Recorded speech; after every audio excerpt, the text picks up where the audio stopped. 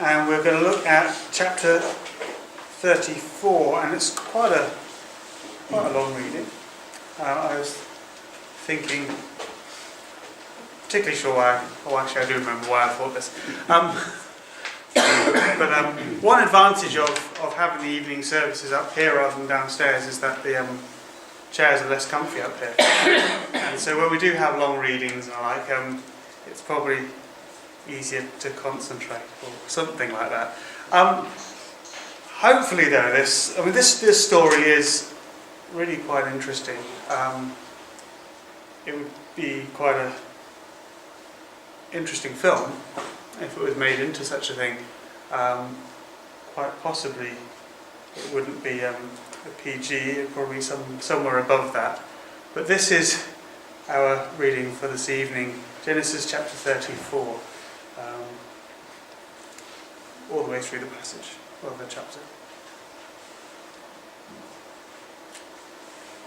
Now Dinah, the daughter of Leah, whom she had borne to Jacob, went out to see the women of the land. And when Shechem, the son of Hamor the Hivite, the prince of the land, saw her, he seized her and lay with her and humiliated her. And his soul was drawn to Dinah, the daughter of Jacob. He loved the young woman and spoke tenderly to her. So Shechem spoke to his father Hamor and said, saying, "Get me this girl for my wife."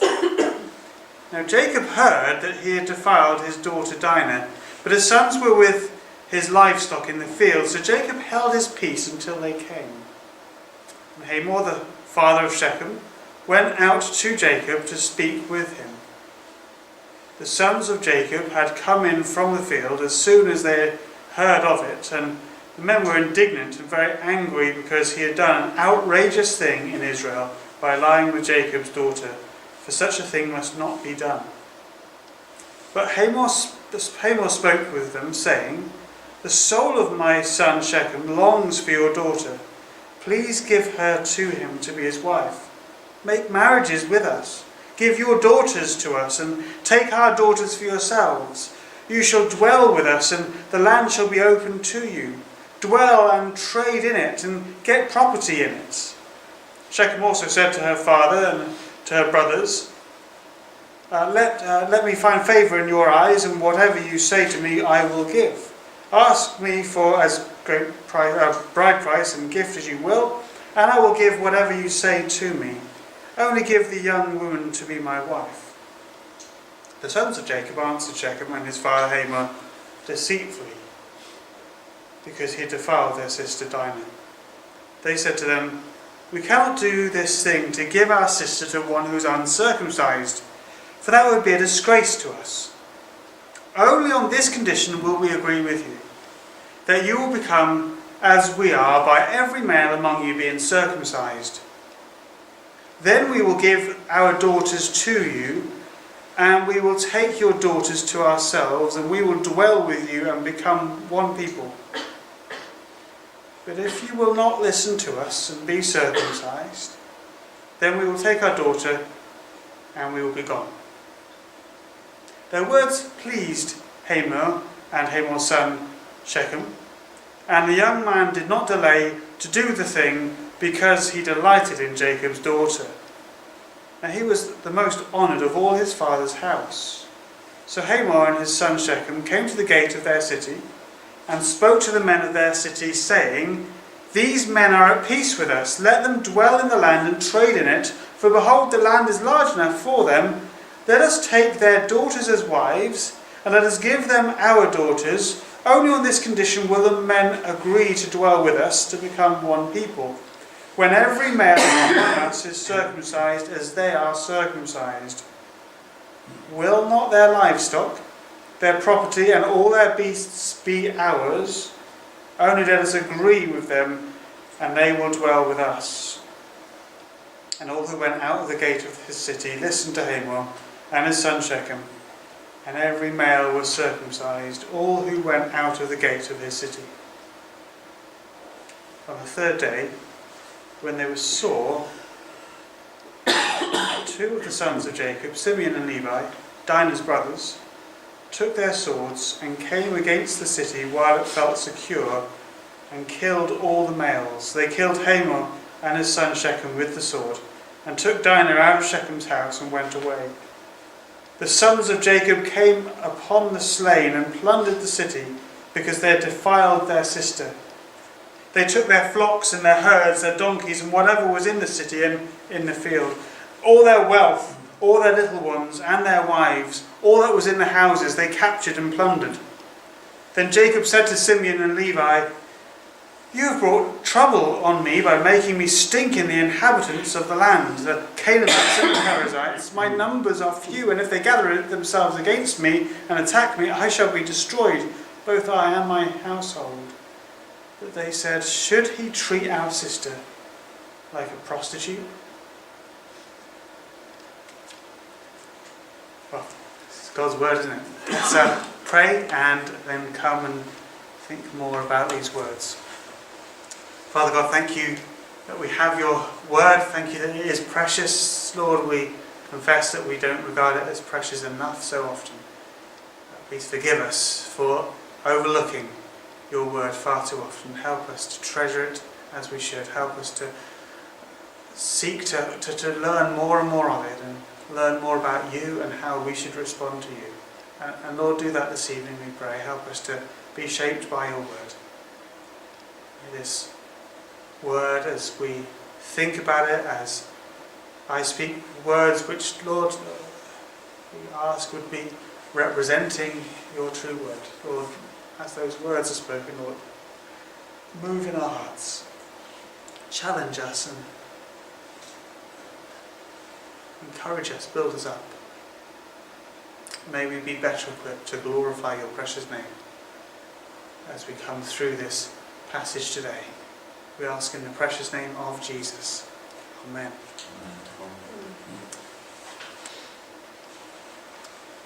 So, how would you react if you came across an atrocity which affected you personally? Someone in your family was a victim to something really quite horrific. How would you respond? What would you feel? And what would you do about it? That's kind of a question that is explored in a certain way in this passage, because we see in this passage three responses to an atrocity. It's an atrocity which is really quite awful, even in the more delicate language that the Bible uses. It doesn't really pull punches very much, but we were started and confronted almost straight away in this chapter with a lady being raped. We walk back to the man's house. Whether she had an option to get away, quite possibly not, and quite possibly in the culture it wouldn't have been really seen as possible. And this person who was raped is the daughter of Jacob, sister to the 12 brothers who would be the 12 tribes of Israel. And she is the victim of someone called Shechem, who lives in a city called Shechem. Probably he was named after the city. And he's the son of Hamor, who's a very important person from this town. Shechem is described as the most favourite child, or the person with the most privileges. And so you can imagine he's the kind of person who thinks he can probably get away with anything, and he tries his luck here. He sees a lady who's out. Curious in verse 1 that we read that Dinah went out to see the women of the land. Quite what that means we don't know, but curious maybe to see the customs of someone in this land that they'd recently moved to. At the end of chapter 33 they've come into Canaan, the promised land, and they've found somewhere where they can settle. Verse 18 of chapter 33 says, Jacob came safely to the city of Shechem, which is in the land of Canaan, on his way from Paddan Aram, and he camped before the city. he bought a piece of land from Hamor, the father of Shechem, and for the time being at least they would settle in this area. It is a horrific atrocity. Our focus this evening isn't going to be so much on that atrocity though, but in relation to the responses to the atrocity.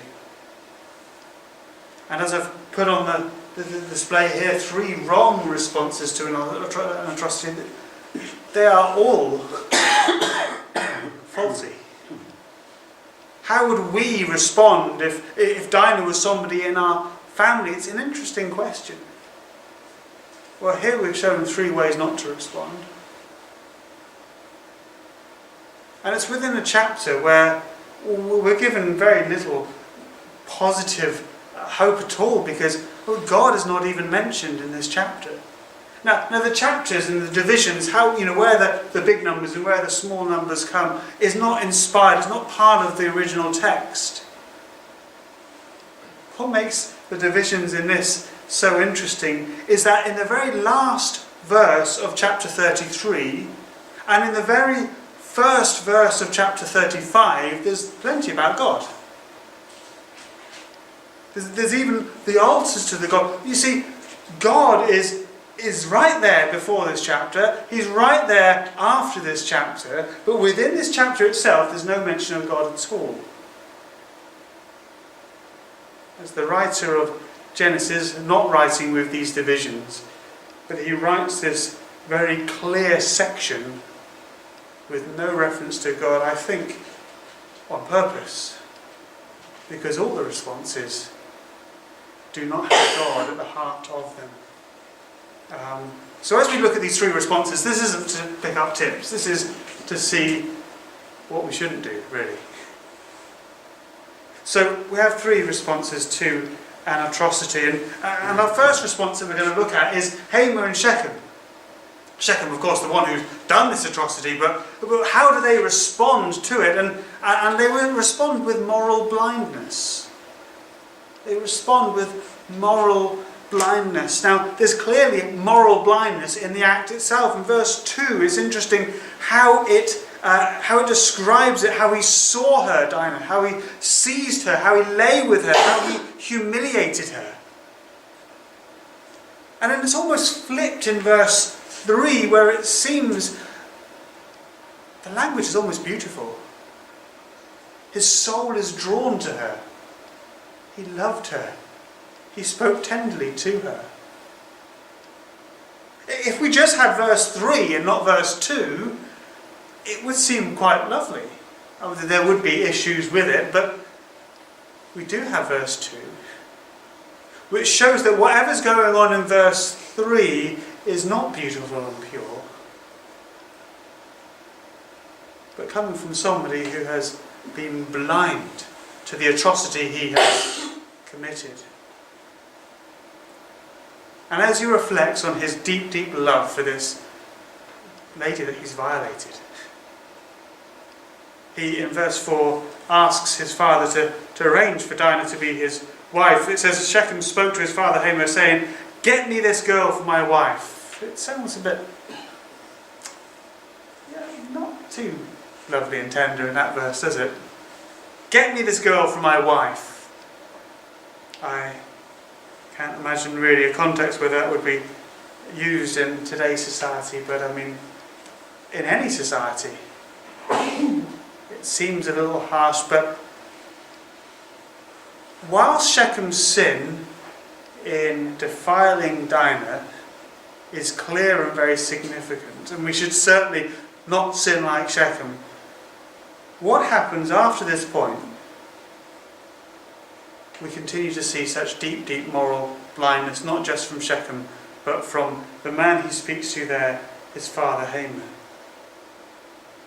Because if you compare Hamor's response to that with Jacob's response to his son's misdemeanours, in verse 30, we'll look at that properly later, but verse 30, Jacob rebukes his sons for the actions that have caused greater trouble. But Hamor's response in verse 6 is to go to Jacob, to speak with him, to follow this instruction of Shechem. And in verse 8, we read, Hamor spoke with him, saying, the soul of my son Shechem longs for your daughter. Please give him to her to be his wife. Make marriages with us, give your daughters to us, and take our daughters for yourselves. He's extending it. Let's not just keep it just to one person. Let's make a big kind of theme of this. See, there's no acknowledgement whatsoever that his son has defiled Jacob's daughter. Even though Jacob, in verse 5, we see, didn't know that this had happened. But there's no acknowledgement, no apology whatsoever. And Shechem's response is very much the same. He's seeing this as an opportunity. He longs for a wife. And he sees that a possible partnership in the future can grow here. In verse 11, Shechem also said to her father and to her brothers, let me find favour in your eyes, and whatever you say to me I will give. Ask me for as great a bride price and gift as you will, and I will give whatever you say to me. Only give me the young woman to be my wife. It's been very generous, isn't it? I mean, whatever you ask for, I'll give you. Let me find favour in your eyes. I just think there's such moral blindness in that man to even dare to utter that phrase without any apology for his violation of the sister and daughter of the people he's speaking to. Let me find favour in your eyes after I've raped your daughter. What a horrific thing this man is asking at this point. Now, in some respects, the whole idea of asking for Dinah to be his wife fits in with allowances that the law gives under Moses later for when such things happen, for the protection of the woman. It gives a recommendation of if it's the right thing from the father's perspective for there to be a marriage. It is for the protection of the woman. So it's not entirely out of keeping with the spirit of the law later put in through Moses. But for Hamor and Shechem, it's more than just this. When they're told that maybe all this idea for intermarriages could happen if the whole city are circumcised, they encourage the city to do it by this. And in verse 20, they gather the people at the gate of the city, which is the main speaking place. And in verse 21 they say, these men are at peace with us, let them dwell in the land, trade in it, for behold, the land is large enough for them. Let us take their daughters as wives, and let us give them our daughters. It kind of sounds okay. And then he says, only on this condition will the men agree to dwell with us, to become one people, when every male among us is circumcised as they are circumcised. Now, if you were one of the people in the city listening to that, you think, okay, right, it sounded good when you were saying about, having a bit of love between us and those guys over there, but circumcision? I don't think so. But that's not all that's on their minds. Because in the next verse, they say, verse 23, will not their livestock, their property, and all their beasts be ours? Only let us agree with them, and they will dwell with us. They saw the family of Jacob and saw great wealth. And from this atrocity towards Dinah, they see this as an opportunity to grab some of this wealth. And that is how they successfully convince the whole city to go for this idea of circumcision. They don't really care about the atrocity towards Dinah. Presumably the whole city knows about it. If they were to come back to Jacob and his family, then I'm sure the people of Shechem know about it.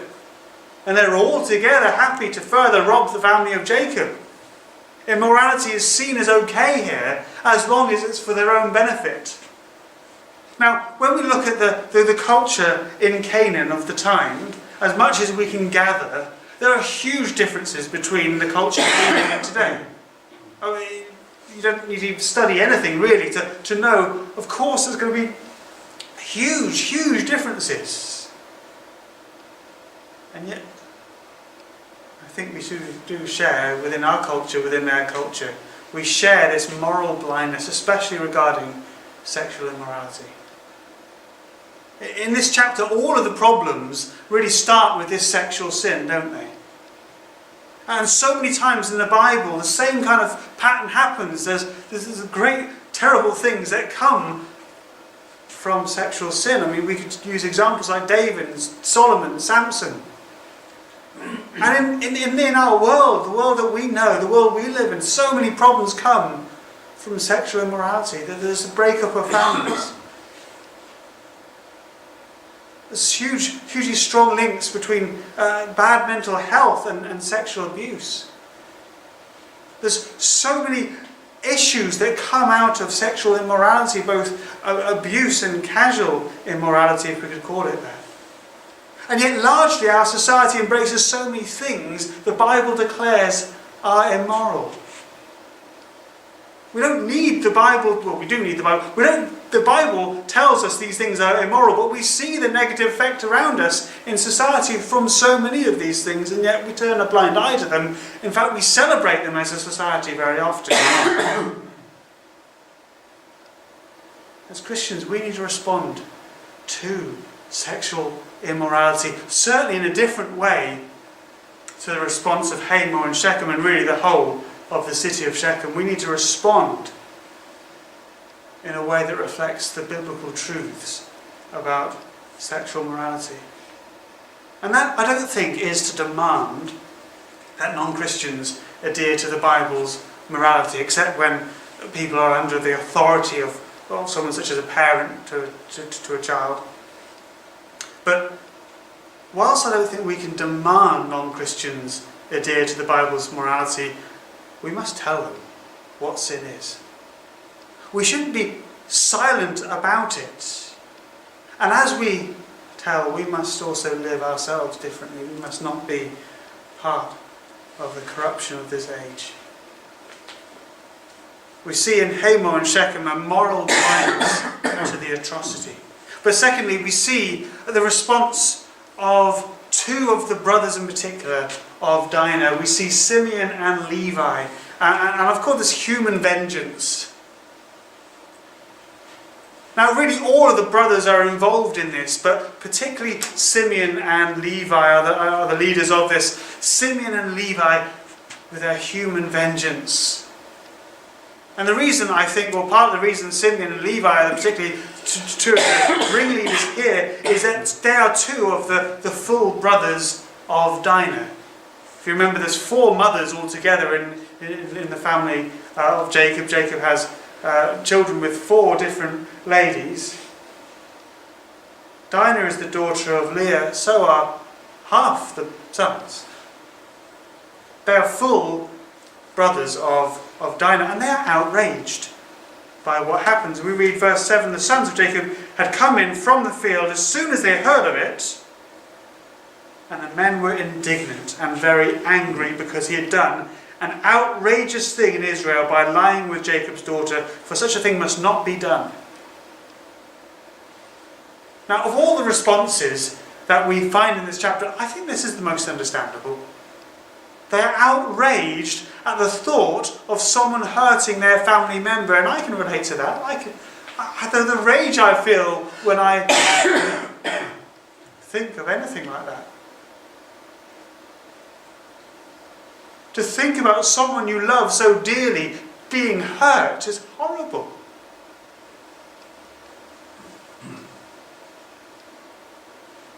And they were right. Such a thing must not be done. And so they intend to do something about it. But their plan of what to do about it is full of problems. Now in verse 13, they make a proposal to Hamor and Shechem. The proposal is for them to arrange all the men to be circumcised.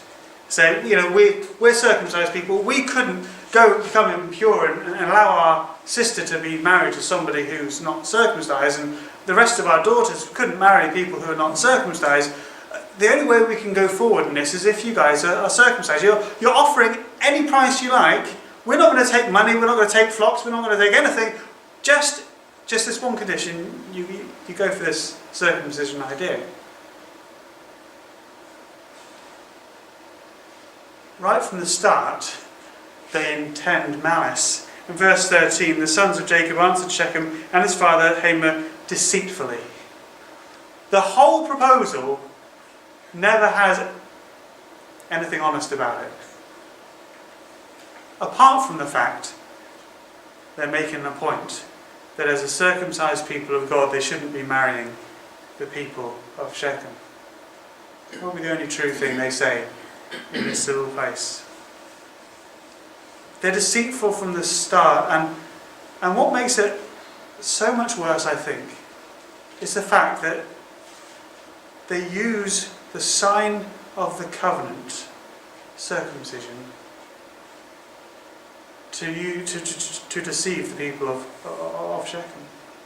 The sign of the covenant, such a precious thing. This circumcision which represented them being part, separate, different, holy from the rest of the world. And they use the idea of circumcision as a way of deceiving the people of Shechem. It's not quite the same, but where we think of the ordinances of communion and baptism, they are signs of the covenant we are in.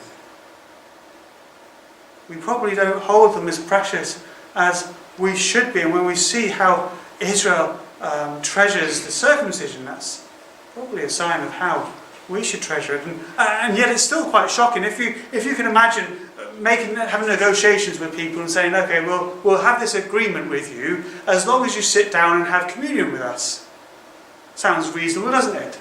Except you then put some poison in their communion wine or something like that. Or you say, well, okay, if you become baptised, we'll go along with this, and then you kind of just hold them under a little bit too long.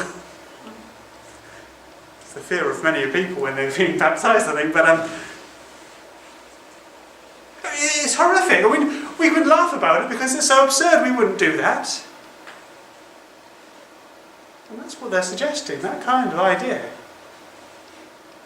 It is truly shocking and so utterly disrespectful to the God who has given them this precious gift of being a different people set apart, signed through the covenant, signified with this circumcision. It is horrific, however, it is also ingenious, isn't it? I mean, they're pretty clever in thinking up this scheme. Because in verses 25 and 26, they've waited for the moment when they're probably at their very weakest, feeling so incredibly sore after goodness knows kind of what procedure they were following to it's incredible really, just whether they've been developing this plan for a while, I don't know, or whether they just came up with it. And it's laughable in its irony as well, because the way they weaken Shechem, both the man and the city, is very deeply connected to the means in which Dinah was defiled. In fact, there's irony that goes far deeper than that, isn't there? Because these men of Shechem, who greedily had decided to immorally pursue the wealth of Jacob, end up having all of their wealth plundered. Verse 25, on the third day when they were sore, two of the sons of Jacob, Simeon and Levi, Dinah's brother, took their swords and came against the city while it felt secure, and killed all the males. They killed Hamor and his son Shechem with the sword, and took Dinah out of Shechem's house and went away. This is the rescue. So sure, Dinah was there waiting for some hero to come and rescue.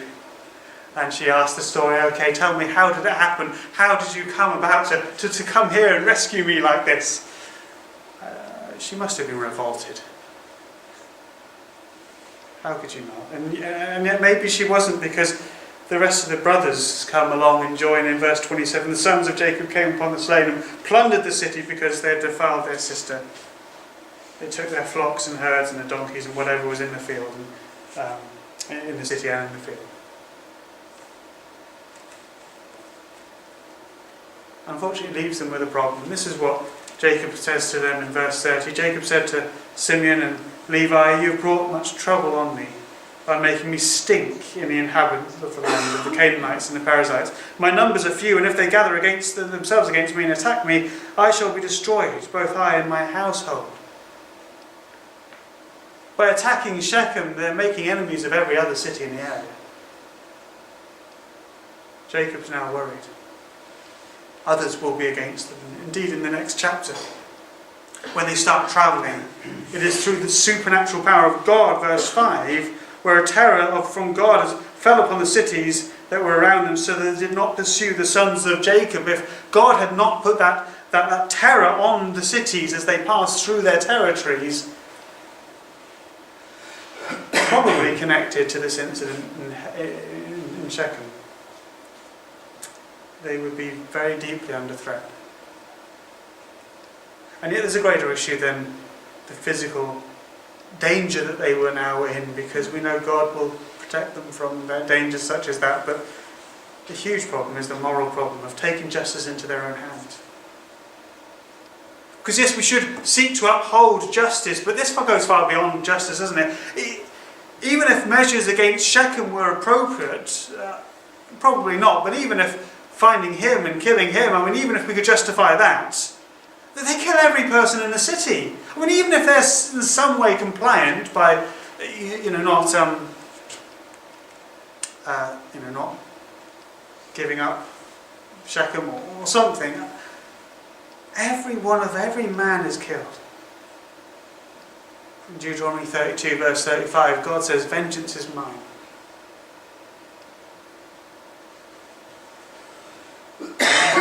Of Dinah was wrong, but so is this action. They are taking on the role of avengers. They're taking on the role of God. What they're doing has some thread of good in it, because there is an element to their anger which could be considered righteous, but what they then do about it is all wrong. What is the difference between righteous anger and normal anger? There's a couple of questions that help us kind of think through those things, because sometimes we could kind of be in that situation where we're feeling we have a righteous anger, but one question is, whose injury are we concerned about? Is it God? Insult to God? Is it His honour and His respect that's been injured, or is it ourselves? Is it someone else? And whose path of justice are we following? Is it God's path? Or is it another? See, we can so easily justify our sinful actions by moral outrage. Really, it's just a simple variation on the excuses made by Adam and Eve when they are found with the apple, found as God walks through the garden and they're hiding in the bushes, and they make excuses, don't they? And we can so easily make excuses for our sinful action because we have had some kind of moral outrage. Your sinful actions are always your responsibility. Whatever has caused you to think in a particular way, whatever sin goes before it, your sinful actions are always your responsibility. There is the example here of Simeon and Levi. They take on the role of God as avengers. They are not responding in the right way in their human vengeance. But there is one more response I just want to briefly look at, which is Jacob's response. Jacob's response, which is to overlook sin. Jacob overlooking the sin. See, the response of Jacob in this chapter is, I think, one of the most disappointing things in the whole passage. It starts off promising. In verse 5, we read, "Now Jacob heard that he had defiled his daughter Dinah, but his sons were with his livestock in the field, so Jacob held his peace until they came. It sounds promising because it sounds like when his sons are back, then he's going to take action. He's not going to play his hands until he's strengthened in number. But what does happen when his sons come back? Well, Shechem and his dad come along. He listens to them. The sons start making some kind of deal. He listens to them. Whether he knows they're being deceitful or not, we're not told. He just listens. In fact, he stays silent all the chapter until we get to verse 30 when he rebukes his sons for their violent response way after they've done it. It is interesting, though, that he never forgets this moral outrage, not against Dinah, but undertaken by Simeon and Levi. Near the end of Genesis, in chapter 49, we read about Jacob on his deathbed. If you've got a Bible, do flick it over, because chapter 49, the end of Jacob's long life, and he speaks to all his sons. And in my Bible, it's under the title, Jacob blesses his sons. Jacob blesses his sons. What a lovely thing to do on your deathbed, to bless your sons. This is how he blesses Simeon and Levi. Verse 5. Simeon and Levi are brothers. Weapons of violence are their swords. Let my soul come not into their counsel. O my glory, be not joined to their company. For in their anger they killed men, and in their willfulness they hamstrung oxen. Cursed be their anger, for it is fierce, and their wrath, for it is cruel. I will divide them in Jacob and scatter them in Israel. He is saying that these sons, Simeon and Levi, even in the land will not stand because of their cruel, sinful actions back in chapter 34. Now, he's probably right, isn't he? What they did really did overstep the mark quite considerably, but what was his plan? What was he going to do about it? What was his big scheme? How was he going to respond to this violation of his daughter Dinah? Because really, as a father, he should have been more indignant and more angry than his sons. And yet his sons detect a different priority, because after their father has rebuked them for what they've done, they say in verse 31, should he treat our sister like a prostitute? They're pretty much saying, well, don't you care about what they did to Dinah? They detect in him that he seems to be more upset about losing the peace than he was about what happened to Dinah. Which begs the question, how far would he have gone for peace? Would he have allowed the marriages being proposed? The notion of the children of the covenant marrying those outside the covenant, is that something that he would have gone along with? We need to be clear about this subject today. Christians, members of the new covenant, we're shown in God's word, should not be marrying non-Christians. God shows that this is not wise, and we need to trust his wisdom. We need to follow what he has shown. And yet we know it's hard to take a stance on this without disturbing the peace sometimes. We can't always be peacekeepers in this. What about the notion of the people of Israel becoming like one with the Shechemites? In verse 10, this is their proposal. You shall dwell with us, and the land shall be open to you. Dwell and trade in it and get property in it. So they're saying, kind of join us, be part of our culture. In verse 16, when a counter proposal comes from the sons, they say, we will give our daughters to you, and we will take our daughters for ourselves, and we will dwell with you and become one people. Now they are speaking dishonestly here, but I don't know what Jacob's thinking, and this is the spirit of the proposal that first came. Would Jacob have allowed his family to become one people with the Shechemites? to lose that distinct calling as the people of God. That's what happened in the northern tribes of Israel in the end. After they'd been exiled, they ended up just marrying into all kinds of other nations. Their distinct call as a people had been lost. As Christians today, we need to ensure in all kinds of ways that we do not become indistinct from the world, that we maintain our holiness, reflecting that we belong to someone different. But for the sake of peace, Jacob seems willing to help sin. And we should desire peace. He's not wrong to desire peace, is he? But we should hate sin far more. So we know that Jesus came to bring peace. The angels said something along those lines, didn't they? As they came and spoke to the shepherds, but just distinctly, or specifically, the peace that Jesus came to give is with God. Which means that those who do not have peace with God are not necessarily at peace with those who are at peace with God. Jesus himself in Matthew 10 says, "Do not think that I have come to bring peace to the earth. I have not come to bring peace, but a sword."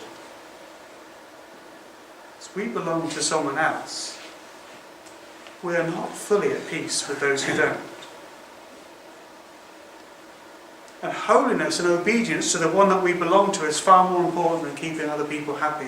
Now, we should be concerned about what other people think, but we are witnesses to them. We want them to see something positive of Christ in us. But as we heard this morning, if people think bad of us because of Christ, that is better than them thinking good of us and not seeing Christ in us at all. It's better for us to think people think bad of us because of Christ than to not even see Christ in us and think we're all right. There are three responses here in this chapter. Hamor and Shechem with their moral blindness, Simeon and Levi with their human vengeance, and Jacob overlooking sin. How should they have responded? How would you have responded? Well, hard for us to answer that question. How we would have responded. We weren't there. We weren't affected in the same way that their family members were. And it's hard for us to answer the question of what is the correct way to respond in this situation, because there are so many questions that we don't know about the culture and society and the situation, really. But in terms of principles, we know that if there are opportunities to bring justice, we should seek that. We should be those who try to uphold peace and justice and stand up for those who have been wronged. But God is the one who brings vengeance. And we know that He is the one who one day will ensure that all sin is punished. All sin will be punished, and that includes, of course, our sin, doesn't it? But praise God, as well as being a God of vengeance, He's a God of grace. He's the God who has sent Jesus, who suffered for our sin. And if we trust in Him for the forgiveness of sins, we will be at peace with God. And that vengeance against our sin has been shown to Jesus on the cross. How should we have responded? I don't know. But the starting point would have been to cling to God, something that none of the other characters seem to have done. And as we cling to God, we trust in Him as the one who brings justice perfectly and the one who's brought us grace. I hope we don't come into too many situations like this. But when we do, let's cling to Christ and depend on His justice and His peace. Depend on His grace. Let's pray.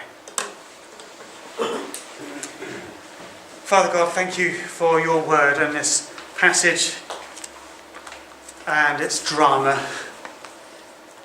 Lord, we thank you that there is so much drama in the Bible.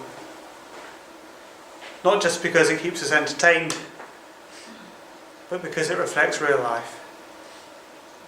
because it is real life. Oh Lord, in all our lives, help us to cling to Christ, we pray. In the name of Jesus, amen.